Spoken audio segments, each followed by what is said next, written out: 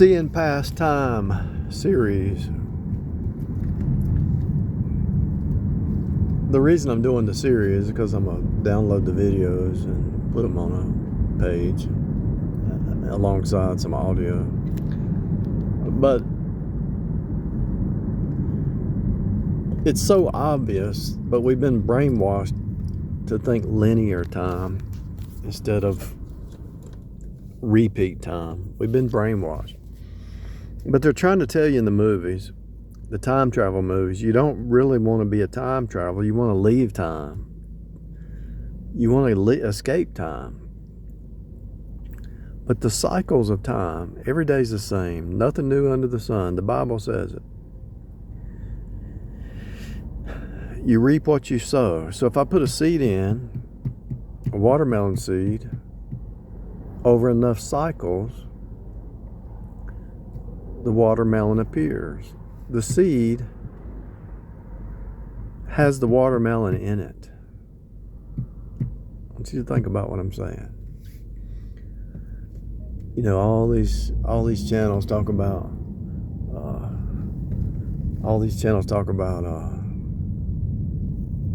this light is just too short. This is crazy.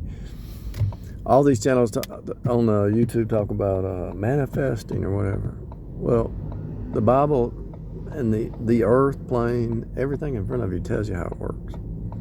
The seed that you sow creates a pattern. And that pattern produces after its own kind. Reproduction, multiply, image, be fruitful and multiply. God made man in his image. And actually out in front of you is an image of yourself. That sign is upright. You sign your name on a piece of paper. Signature, sign, same word.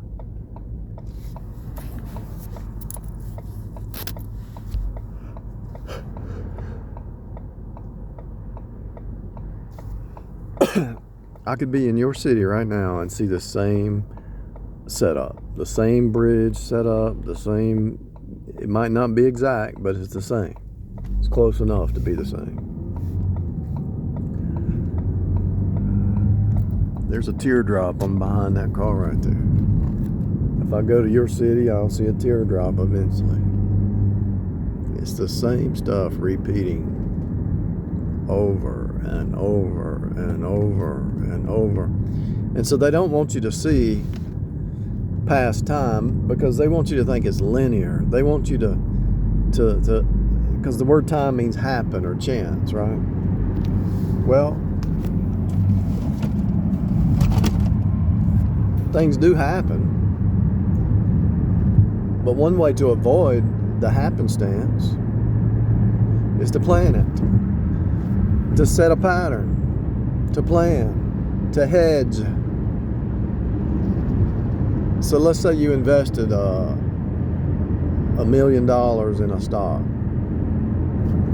And you know the stock market goes up and down. So what would you do to hold on to that money? Because it's going to go down eventually. What would you do? You would buy a put option. When the stock prices are going up, you're good. But when they start to go down, you would buy a put option. So if it went down, you're hedging your money. You already know the company's a good company, so it's not going to go out of business. But to hedge your money, depending on how far it goes down, and once it goes down far enough, you can take profits and then wait for it to go back up. My point is,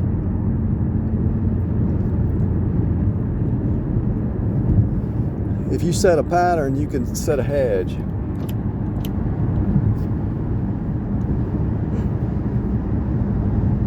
That's what insurance is. You know you got to go back and forth to work.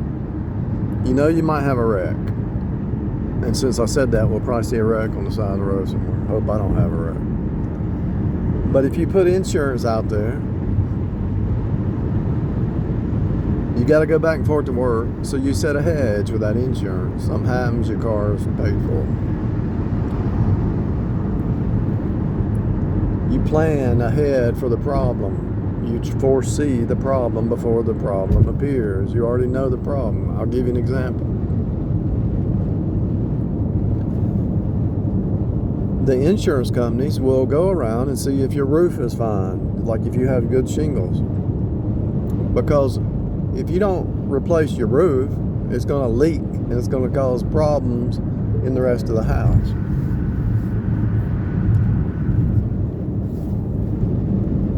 It's going to start to rot and mold.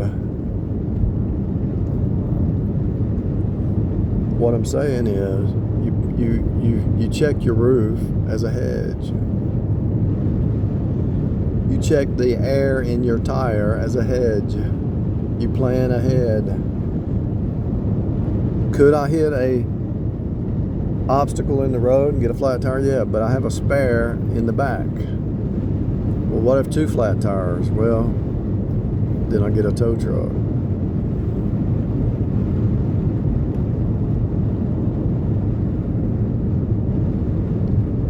AAA or whatever it is.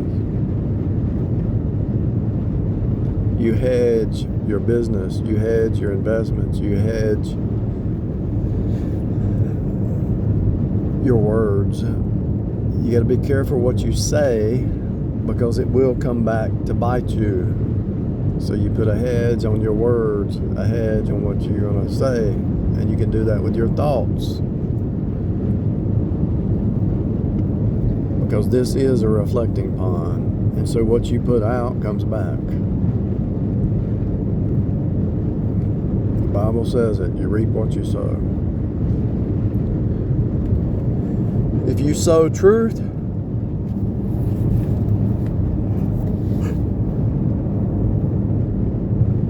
your harvest is truth. If you rightly divide the word of truth, your harvest is truth. You're going to see higher than other people around you. You're going to understand. You're going to be able to break through. Look at all this car acting up right here. So I see possible wreck here.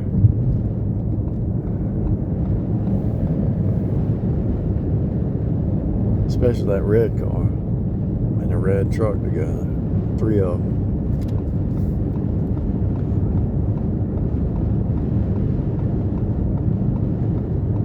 I was watching a bunch of bad drivers behind me, and I changed lanes, and now I forgot what I was talking about.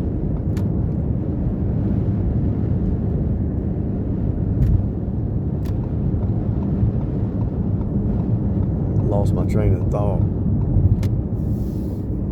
I was talking about the farmer reaping what you sow. I was talking about hedging. I was talking about see what I mean?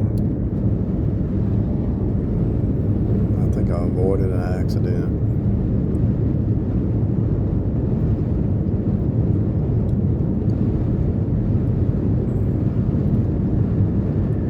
So back to what I was saying about time. So if it's true in what you do as a farmer, as a creature who's walking down here, it's also true in the thought life. That's what I was talking about, the reflecting pond. So what you meditate on, it reflects.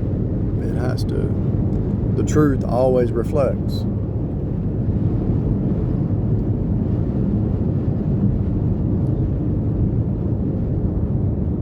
Oh, I was talking about how you escape the gaslighters. The truth, lies, everything reflects. The truth, if you meditate on the truth, it's going to come back.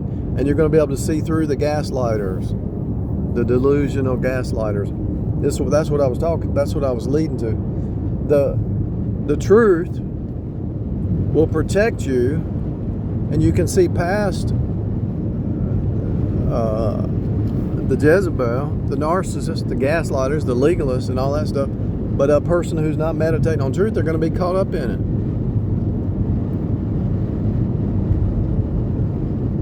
You saw it in real time. I had a bunch of cars behind me acting crazy right after I said a wreck. And then that big truck, I was behind him. I got back on this lane, but if I went down that exit, you saw what he did. I think I avoided an accident. Anyway, if you stay in the meditation state and just like you rightly divide the word of truth, you can actually rightly divide time and space and the 3D experience. Everything's a word, the colors, the shapes, the symbols, body language, everything is a word. And you can actually know what's going to happen before it happens because you've seen the patterns. You've seen the patterns in the past. And those patterns just keep repeating.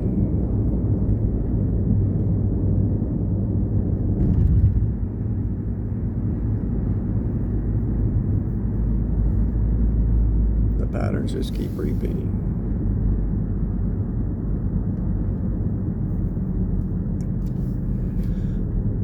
So how can you see past time?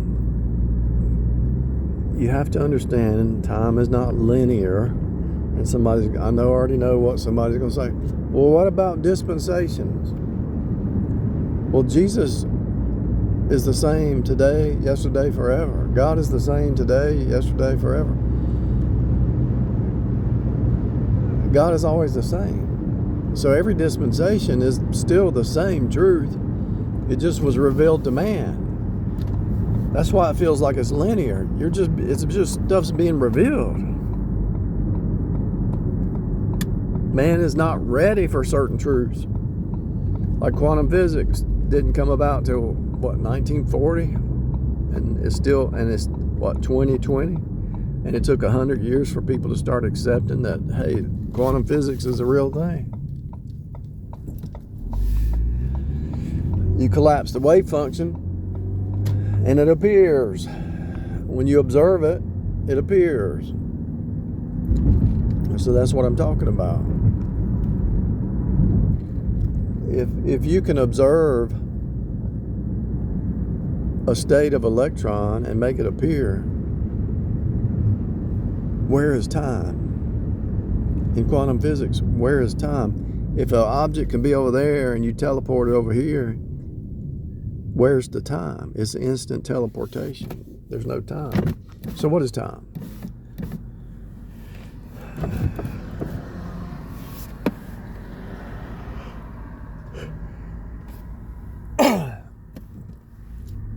You experience time going around the sun. If it's a flat earth, you experience time as rotating and the sun's above you. Either way, you cycle around the sun, or the sun cycles around you, whichever way you want to look at it, doesn't really matter. The sun never changes. So if you were standing out in space or standing on the sun, there would be no time, because you're basing your time on the revolution of the earth spinning around the sun or rotating around, or the sun rotating around the earth, that flat earth, concave earth, round earth, whatever earth you want to believe. So everything revolves around the sun, S-O-N. And so the purpose of the cycles in the flesh mind, the flesh body, is because you're being birthed to your new state. And so it looks like linear time, but it's not. You're just moving from state to state to state to state to state to new state of being. You're changing, but you don't see it because you're too close to the chalkboard to see the writing. You're changing, but people around you can see the change. And actually, when you shift to your new reality, of your identity, that is, your identity is your reality. When you shift to your new reality, your identity, then people around you, the script has to change. Certain people have to go away. Certain people have to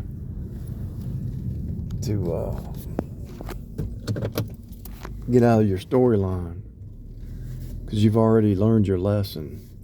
So what is time? Time is a birthing cycle repeat to birth you to the next state of being. It might feel like linear time, but it's just like the clay the clay vessel on the potter's wheel, the clay vessel is just turning. But from the clay's perspective, it looks linear. But from the potter's perspective, the clay is not going anywhere. It's just spinning, but it's being changed into a proper vessel. But the clay itself looks like it's going somewhere because it's seen this 1,000 times. And it has new insight, but the clay doesn't know that it's being shaped. Can you hear me? Can anybody hear me? That's what's happening. You are the clay. You're on the potter's wheel. You're not going anywhere. Everything's the same as it always has been. The only difference is, have you changed?